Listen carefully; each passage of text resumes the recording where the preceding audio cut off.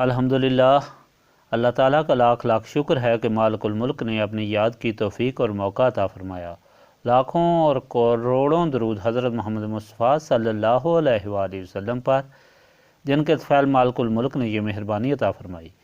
سامعین کرام، اللہ تعالیٰ نے قرآن پاک میں ارشاد فرمایا، اعوذ باللہ من الشیطان الرجیم، بسم اللہ الرحمن الرحیم۔ بے شک جو لوگ پیٹ پھیر گئے تھے تم سے جس دن مقابلہ کو نکلے تھے دونوں لشکر، تو پھسلا دیا تھا ان کو شیطان نے ان کے کسی عمل کے سبب، اور بے شک معاف فرما دیا اللہ تعالیٰ نے، یقیناً اللہ تعالیٰ بہت بخشنے والا نہایت حلم والا ہے۔ اے ایمان والو، ان لوگوں کی طرح نہ ہو جاؤ جو کافر ہوئے اور کہتے تھے اپنے بھائیوں کو جب وہ سفر کرتے یا جہاد کرتے کہ اگر وہ ہمارے پاس ہوتے تو نہ مرتے، نہ مارے جاتے، تاکہ بنا دے اللہ تعالیٰ ان کو حسرت ان کے دلوں میں، اور اللہ تعالیٰ ہی زندہ کرتا ہے اور مارتا ہے،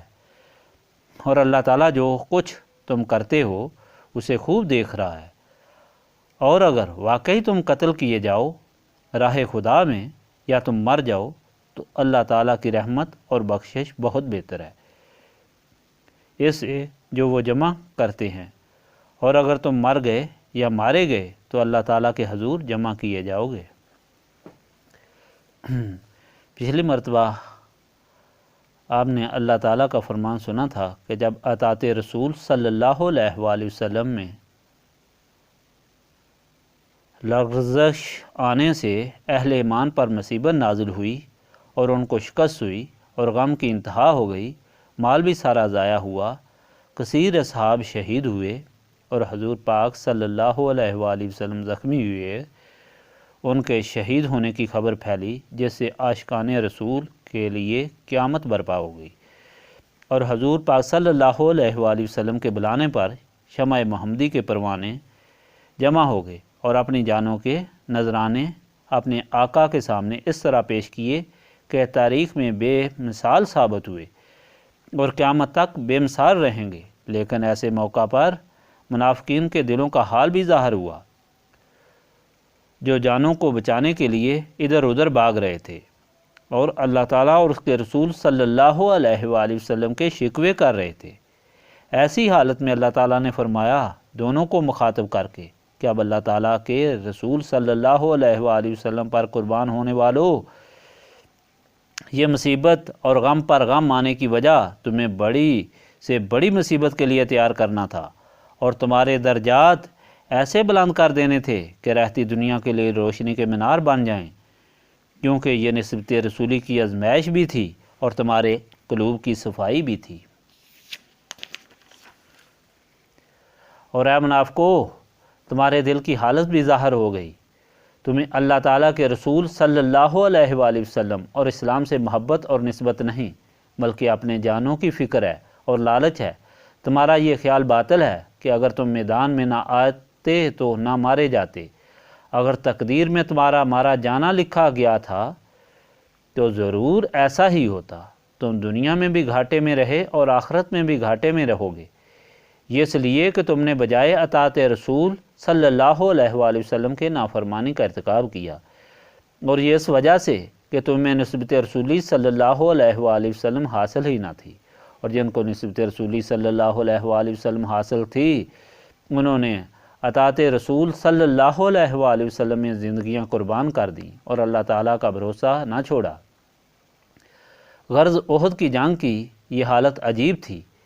جس کو اللہ تعالیٰ نے اپنے فرمان میں بیان کر کے اللہ تعالیٰ کے رسول صلی اللہ علیہ وآلہ وسلم کے غلاموں کے لیے ہدایت بنا دیا۔ اب جو فرمان الہی آپ کو سنایا ہے وہ بھی ہدایت ہے، اور اسی حالت کے بیان کی شکل میں ہے جس طرح پہلے بیان ہوا کہ لوگ افراتفری میں بھاگے اور کچھ پتہ نہ تھا کہ کون کدھر جا رہا ہے۔ ایسی حالت میں مسلمان بھی سخت پریشان اور حیران تھے، جس طرح کہ حضرت حذیفہ کے والد کو شہید کر دیا۔ سب میدان میں ادھر ادھر تتر بتر ہو رہے تھے، کچھ تو وہ تھے جو درہ چھوڑ کر آئے اور ساری مصیبت کا سبب بنے، کیونکہ ان سب کے دلوں میں اللہ تعالیٰ کی بندگی اور رسول پاک صلی اللہ علیہ وآلہ وسلم کی محبت تھی۔ اور دل سے منافق نہ تھے بلکہ مومن تھے، تو اللہ تعالیٰ نے ان کی یہ غلطیاں معاف فرما دی اور فرمایا کہ شیطان انسان کا دشمن ہے جس نے اتنے اچھے انسانوں کو بھی پھسلا دیا۔ اس لیے اللہ تعالیٰ نے معاف فرما دیا کیونکہ وہ معاف کرنے والا اور بخشش فرمانے والا ہے، اپنے بندوں سے محبت کرنے والا ہے۔ اپنے ان بندوں کو معافی عطا فرمانے اور ان کی صفائی بیان فرمانے کے بعد پھر اپنے بندوں کو بھی نصیحت فرما رہا ہے کہ دیکھو، پہلے شیطان نے تم کو پھسلایا ہے، وہ تمہارا دشمن ہے، اس نے تمہارے باپ آدم علیہ السلام کو بھی پھسلایا تھا، اس لیے اس سے ہوشیار ہو جاؤ، وہ ہمیشہ تمہارے ساتھ برسر پیکار رہے گا۔ اب کہیں تم کو پھر گمراہ نہ کر دے اور تم کفار اور منافقین کی طرح یہ کہنے لگو کہ اگر تمہارے لواحقین جنگ میں نہ آتے تو نہ مارے جاتے۔ موت اور زندگی اللہ تعالیٰ کے ہاتھ میں ہے، جب موت آئے تو جس جگہ لکھی ہے، جس وقت لکھی ہے ضرور آتی ہے، جس طرح لکھی ہے اس طرح آتی ہے، اس لیے تقدیر پر ایمان پختہ رکھو اور اللہ تعالیٰ کے رسول صلی اللہ علیہ وآلہ وسلم کی اطاعت میں ہر وقت کمر بستہ رہو، اسی میں تمہاری نجات اور کامیابی ہے۔ دوسری طرف بھی دیکھو، اگر تم اللہ تعالیٰ کے راستے میں مر جاؤ یا مارے جاؤ تو وہ منافقانہ جینے سے کہیں بہتر ہے۔ دنیا تو حسرت ہے، اول تو اس کے پیچھے بھاگتے ہوئے ہی زندگی گزر جاتی ہے، اور اگر یہ مل بھی جائے تو حسرت اور یاس دے کر جاتی ہے۔ آج تک کوئی دنیا کی کوئی چیز ساتھ لے کر نہیں گیا، البتہ افسوس اور حسرت ضرور لے کر جاتے ہیں، لیکن اس کے مقابلے میں جو اللہ تعالیٰ کے راستے میں مرے یا مارے جاتے ہیں وہ تو دونوں جہانوں میں سرخرو اور کامیاب ہوں گے۔ جنت الفردوس ان کا ٹھکانہ ہوگا، ہمیشہ کی زندگی ہوگی، قیامت میں 70 انسانوں کی شفاعت کا اختیار ہوگا اور سارے لواحقین کے لیے باعث فخر ہوں گے۔ اور پھر یہ کہ اللہ تعالیٰ کی راہ میں شہید ہونے والے کی ایسی مدد ہوتی ہے کہ شہادت میں اسے اتنا بھی درد نہیں ہوتا جتنا کہ ایک سوئی چبھنے سے ہوتا ہے۔ سب سے بڑی بات یہ ہے کہ اس کے بعد ایک دن ایسا آنے والا ہے کہ جس دن سب نے اللہ تعالیٰ کے سامنے جمع ہونا ہے، خواہ وہ گھروں میں مریں، چھپتے اور ڈرتے مریں، دنیا کے لالچ میں مریں، یا اللہ تعالیٰ اور اس کے رسول صلی اللہ علیہ وآلہ وسلم کی رضا اور حکم میں اپنی جانیں دے کر یہ موت کا ذائقہ چکھیں۔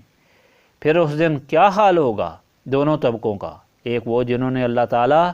اور اس کے رسول صلی اللہ علیہ وآلہ وسلم کی محبت اور حکم کو عزیز سمجھا اور اپنی جان کا نذرانہ پیش کیا، اور دوسرا وہ طبقہ جس نے اللہ تعالیٰ اور اس کے رسول صلی اللہ علیہ وآلہ وسلم سے منافقت کی، دنیا کو ترجیح دی، لیکن دنیا بھی نہ ملی اور موت بھی آ گئی۔ یقیناً پہلا طبقہ اس وقت ایسی خوشی اور لذت میں ہوگا جس کا تصور اس دنیا میں ممکن نہیں،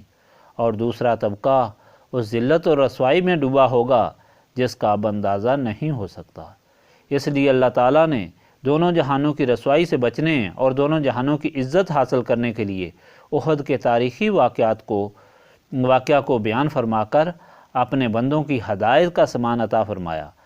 لیکن حالات کو بغور دیکھنے سے یہ بات واضح ہو جاتی ہے کہ یہ سرخروئی، کامیابی اور دونوں جہانوں کی عزت